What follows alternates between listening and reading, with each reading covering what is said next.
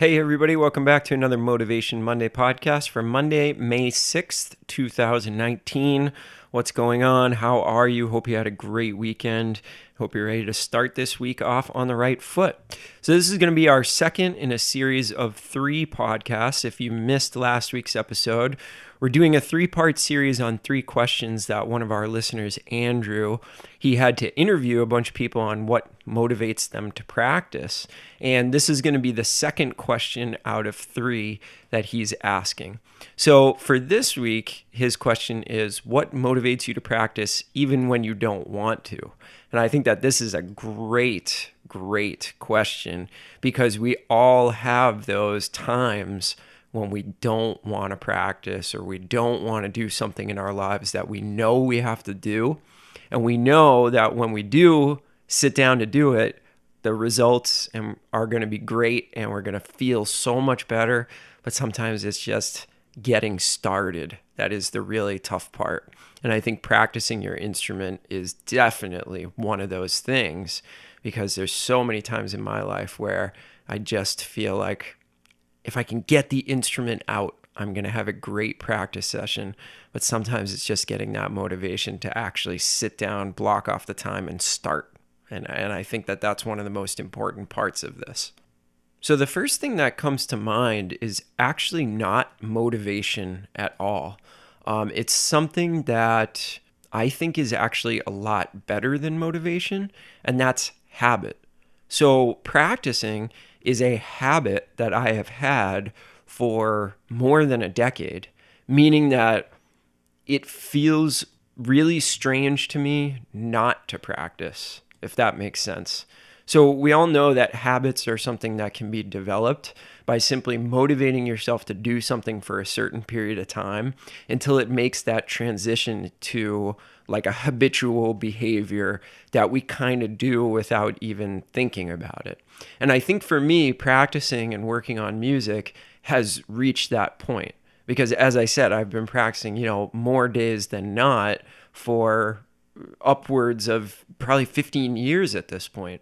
So to me, at the end of the day, if I don't practice, it feels really strange to me. It feels like something is missing and something is kind of like gone wrong during the day. I've departed from my regular day-to-day life somehow when I don't practice. And I think that that's great because honestly, it doesn't come down to motivation for me anymore. Most of the time, it's just like a part of my day, like brushing my teeth is part of my day. Like, having a cup of coffee is a part of my day. It's just something that I do. And this doesn't mean that I'm practicing, 4 or 5 hours every single day because sometimes I just can't do that.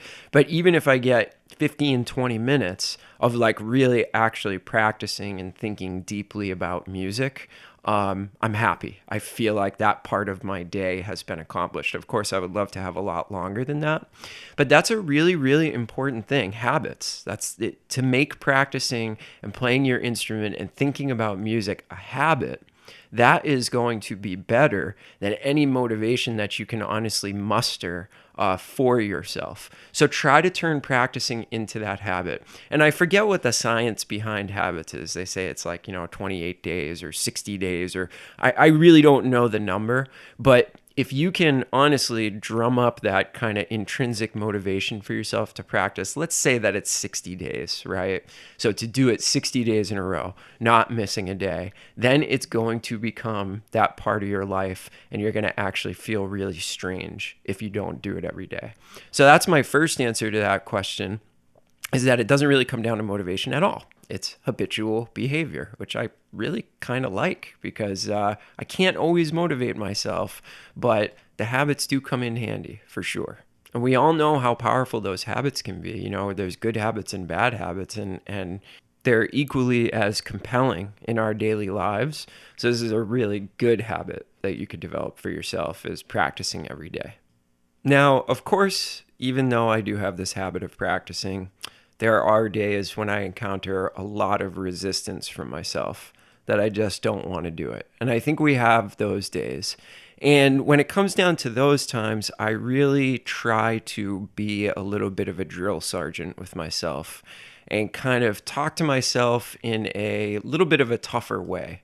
I try to not be easy on myself.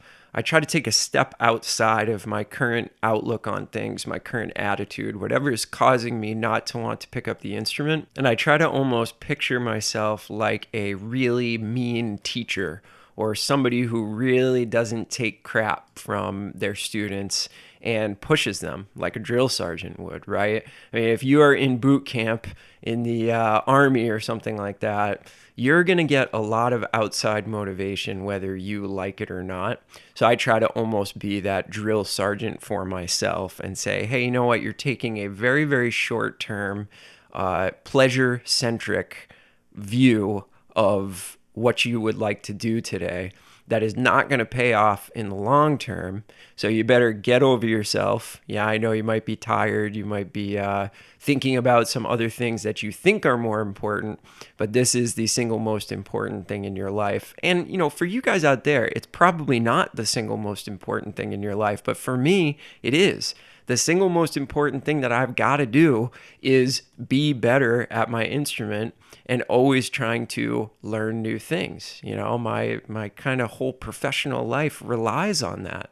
So I've got to be that tough critic on myself. And that's literally what I try to do is I try to just step away from my current situation and think more long term.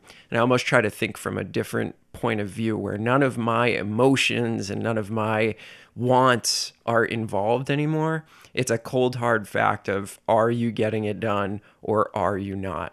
And usually, honestly, that motivates me to take out the horn because what I realize that whatever I'm feeling at the current moment that's making me not want to get the instrument out ultimately is not important in the long term. And I'm going to be much, much better off by doing what I need to do. And I know I need to do it. It's just that, that feeling of tiredness or feeling bad for yourself or any of those things can really overcome and lead to an emotional response instead of a logical one.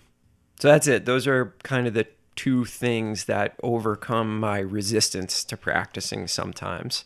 And I'm going to give you the name of two books that you should check out that will really, really help you with this. I've mentioned one of them on the podcast before. It's called The War of Art by Steven Pressfield. And that whole book is about resistance and the resistance that we feel as artists and creators towards that creation process and the things that we know we should be doing, but sometimes we don't. And the second book that I wanted to tell you about is one that actually just came out by what I truly think is one of the most impressive people in the world. His name is David Goggins, and the book is called Can't Hurt Me, Master Your Mind and Defy the Odds. And I'm not really going to say too much about it because this podcast will become very, very long-winded. Maybe I'll do an episode on this, but this guy's story is absolutely incredible. And the amount of self-discipline that this man has is just, it's crazy. It defies the imagination. The way he kind of welcomes pain and has taught himself to kind of look forward to it and never, ever, ever, ever give up on anything that he's been trying to do. It's absolutely amazing. So I highly recommend that book. The audiobook is even better if you're on Audible or something like that, because he does some actual commentary in it as well, which I think is great. But yeah, hopefully that makes sense to everybody. That is some of the things that I encounter when I'm, having that resistance in my life. And I will, again, this week, drop this question into the 10-Minute Jazz Lesson community group on Facebook, and let's have a discussion on it. I love hearing all the different places you are all coming from out there and some of the tactics and things that you think of when it comes to, taking out that instrument and doing your work even when you don't want to. All right. Have a great week. We'll see you on Friday, and part 3 of this series will be next week on Monday. Have an awesome week, everybody. Stay motivated, and we'll talk to you soon. Bye.